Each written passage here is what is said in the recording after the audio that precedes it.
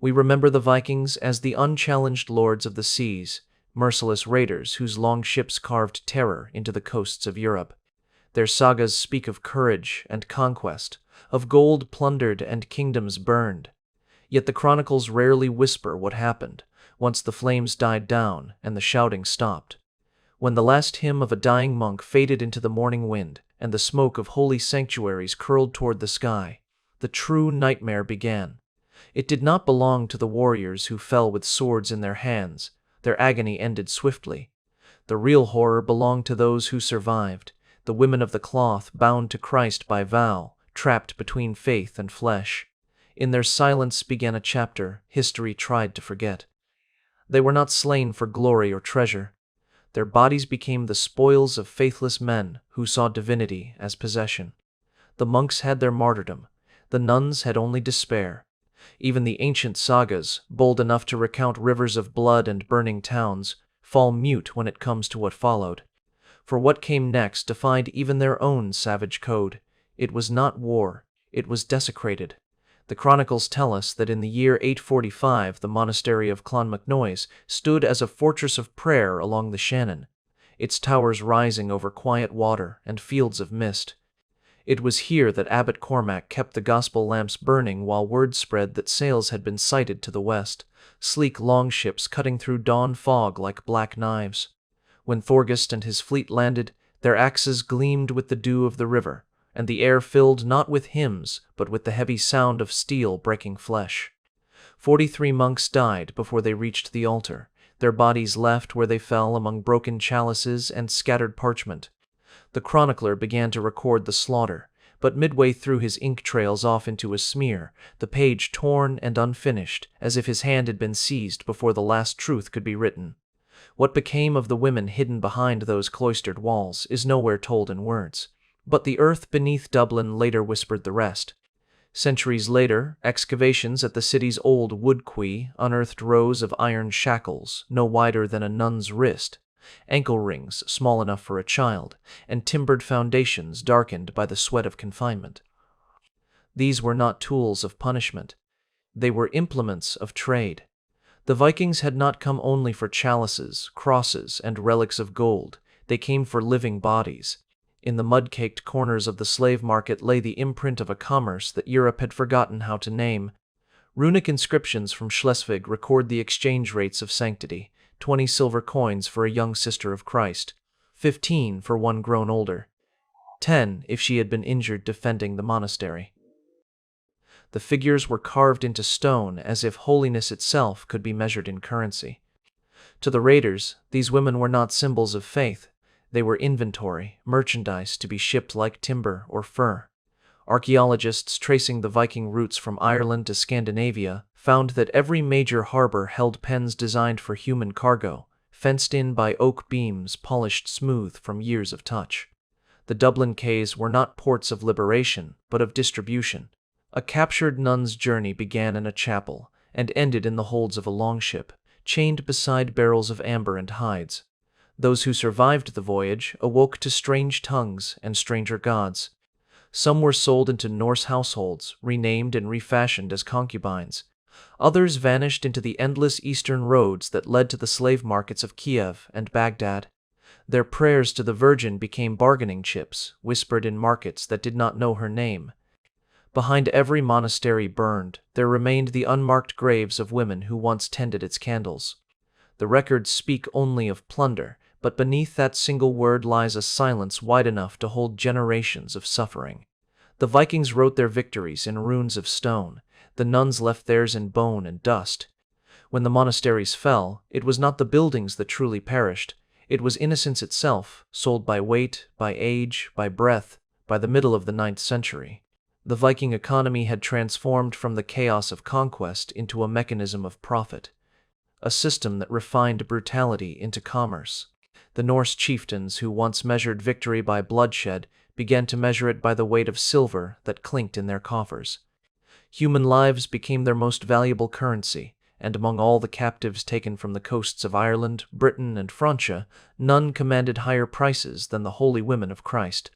Their captivity was not an accident of war, but an enterprise, a deliberate exploitation of faith turned into trade. At the markets of Dublin, Birka, and Hedeby, pale-skinned women with shorn hair and hollow eyes stood in rows before buyers from every corner of the known world.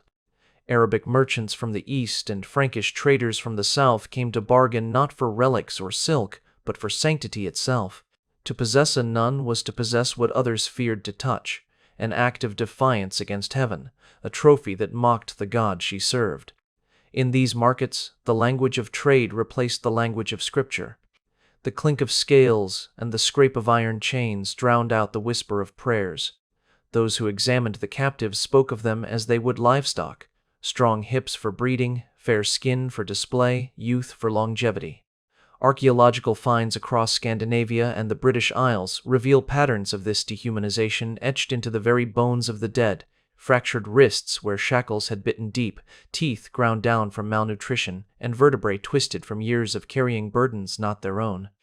Runestones discovered near the Danish coast list cargo alongside its value: timber, amber, ivory, and women of the cross. Each word is carved with precision, a reminder that holiness could be appraised, purchased, and consumed. As Viking expansion reached the east, the trade grew into an organized network spanning from the Atlantic to the Caspian. Rivers became highways of suffering, with chained processions winding down through Novgorod and Kiev, following the dark arteries of the Dnieper toward the markets of the Islamic world. There, in the bazaars of Baghdad and Samarra, Norse intermediaries exchanged their human wares for silver dirhams, glass beads, and spices. The women who once sang psalms in stone cloisters now served as tokens of prestige among foreign elites. Their identities, stripped by force, were replaced with names that bore no resemblance to the tongues they had once spoken. In the ledgers of merchants, their fates were reduced to numbers. In the sagas, they vanished altogether. The Dublin Quays became the epicenter of this economy, a human engine that powered the Viking world. Every new pier built along the River Liffey expanded the market's reach, each warehouse designed not for storage of goods, but for containment of souls. The Norse did not see this as evil, but as necessity. They considered the captives a divine rite of conquest, a continuation of Odin's gift to victors. Yet beneath the surface of trade and law, something far more sinister thrived: a culture that no longer saw the difference between plunder and possession. The monasteries had been destroyed, the prayers silenced, but the business of suffering continued to flourish, efficient, systematic, and utterly devoid of mercy. By the time the 9th century reached its blood-stained midpoint, the Vikings' violence had begun to assume a shape that was no longer merely practical or economic. What began as the taking of slaves evolved into ceremonies of domination, rituals through which warriors affirmed power over both body and spirit. In the wake of each raid, when the torches dimmed and the treasures were counted, a different reckoning took place, one not recorded in ink but carved into the earth itself. The annals fall silent after listing the number of dead monks or the silver taken, yet archaeology speaks where Scripture refuses. At Portmarnock, in the bogs once bordering the monastery, 23 female skeletons were uncovered, every one of them bearing the same grim testimony. Skulls fractured from blunt impact, ribs shattered inward, wrists broken in ways that suggested restraint rather than battle. These were not casualties of combat, but victims of ceremony. Carbon dating placed their deaths within days of the recorded raid, a chilling confirmation that what occurred after surrender was deliberate, rehearsed, and sanctioned. The Norse were a people who wove belief into every act of life and death. Their cosmology demanded blood to sanctify victory, and the sacrifice of women, particularly those sworn to another god, was seen as an offering of immense potency. When a Jarl fell in combat, his followers sent him to Valhalla accompanied by human tributes, the living bound to serve the dead. Chronicles from the Volga, written by Arab traveler Ahmad ibn Fadlan in the early 10th century, describe such funerals with unnerving detail. A girl forced into intoxication with henbane, paraded before the tribe, violated, strangled, and burned beside her master's corpse. Excavations of Scandinavian ship burials confirm his words with precision. Female skeletons laid among the ashes of longships, ligature marks on the neck vertebrae, traces of narcotic herbs caught between their teeth. In these graves, the line between slave, concubine, and priestess dissolves into ritualized annihilation. For Christian nuns captured in raids, this belief system became a death sentence. To the raiders, these women embodied the enemy's god, the living vessels of a foreign sanctity that demanded humiliation before destruction. At Bangor in 878, where the annals record only the monastery's fall, the soil reveals concentric patterns of female remains arranged around charred altar stones. The sequence of bones and ash forms what researchers now identify as a sacrificial design bodies, positioned according to solar orientation, a pagan echo laid atop a Christian ruin. It was a deliberate inversion of faith, a performance meant to announce that Odin's children had conquered not only kingdoms, but heaven itself. In these killings there was a terrible logic. The Vikings believed that by violating what was pure, they absorbed its power. By offering what was sacred, they ensured their own passage to glory. Each ritual killing became both spectacle and statement, a declaration that no god but theirs ruled the north. The chronicles end in silence because the scribes could not name what they saw. Yet the bones speak clearly enough, of women who died not as victims of chance, but as unwilling participants in a theater of blood designed to turn salvation into sacrifice. As Viking dominance matured into a stable order of ports and kingdoms, their brutality no longer appeared as wild chaos, but as governance, structured, codified, and supported by law. The Norse world created its own doctrine for the possession of human beings, a theology of ownership disguised as justice. What began with the seizing of nuns from burning monasteries became a regulated economy, with written codes determining who could claim, trade, and breed those taken. The Icelandic Gragas lawbook, copied in meticulous runes, outlines this chilling transformation. A captive woman, once declared Conor Egna-owned woman, ceased to exist as a person. She became her master's property, not simply in body but in lineage. Her children, conceived through coercion, were considered legitimate heirs by the same law that denied her humanity. In this way, faith and bloodline fused into a perverse continuity. The sanctity of the nun was defiled, yet her offspring served to legalize the very system that enslaved her. This network of captivity was supported by infrastructure as tangible as any church or fortress. Archaeological surveys of Norse settlements from Dublin to Hedeby reveal identical patterns: deep cellars reinforced with iron rings, narrow stone chambers beneath longhouses, and drainage systems designed to carry away waste from places where light never reached.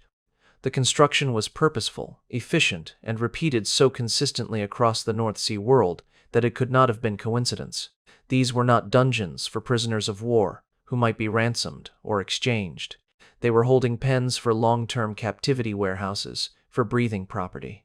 Soil analysis from beneath these chambers shows the same mixture of decayed straw and human residue, the same chemical traces of iron oxidation that speak of blood absorbed into the floorboards over years of use.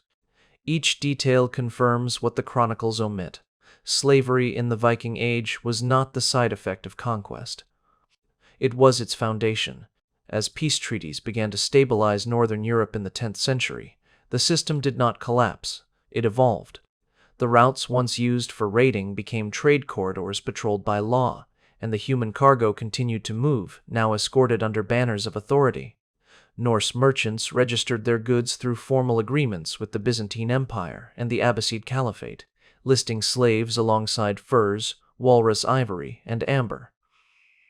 The Church, outwardly condemning the trade, quietly profited from it.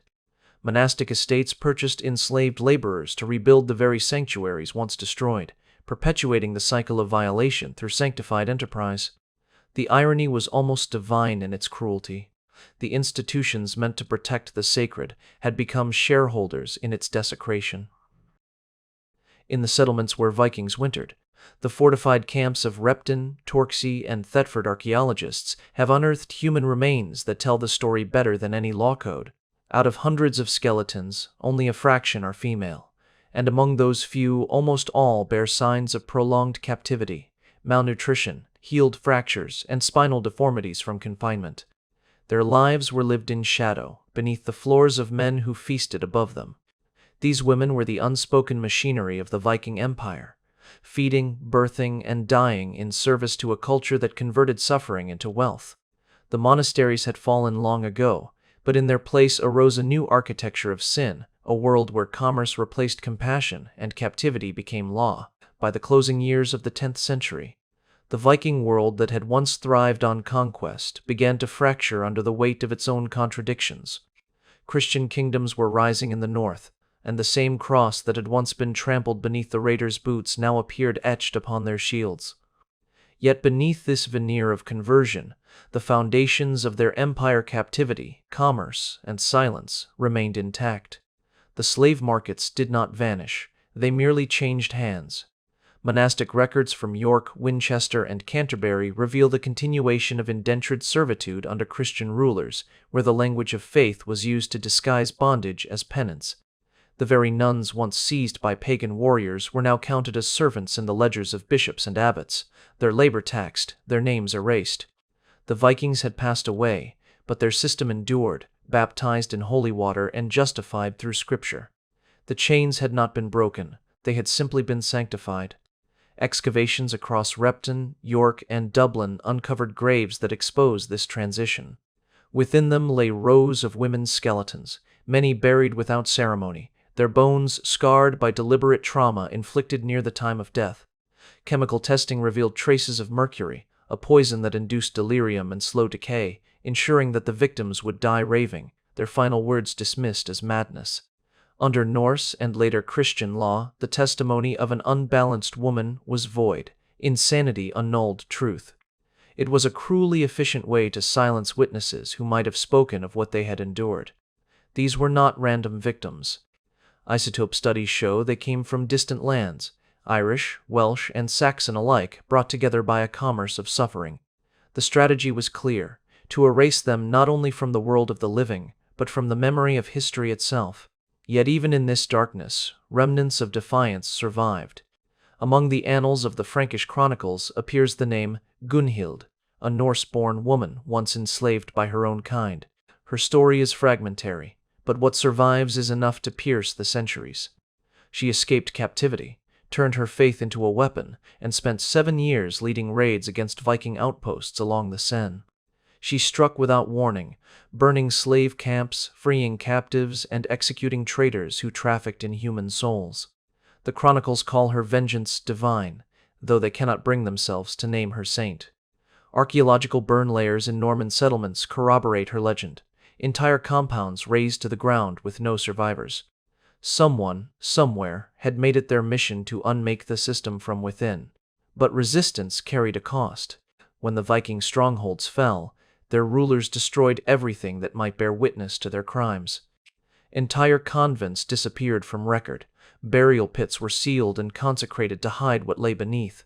Even the church, desperate to preserve its newfound alliances with northern kings, conspired in forgetting.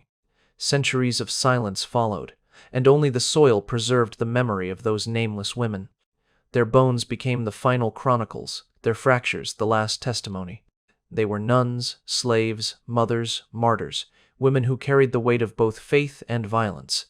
The Vikings had sought to erase them, but in the quiet language of archaeology and blood, they continue to speak. Their suffering endures as history's unhealed wound, a reminder that conquest ends not in victory, but in memory.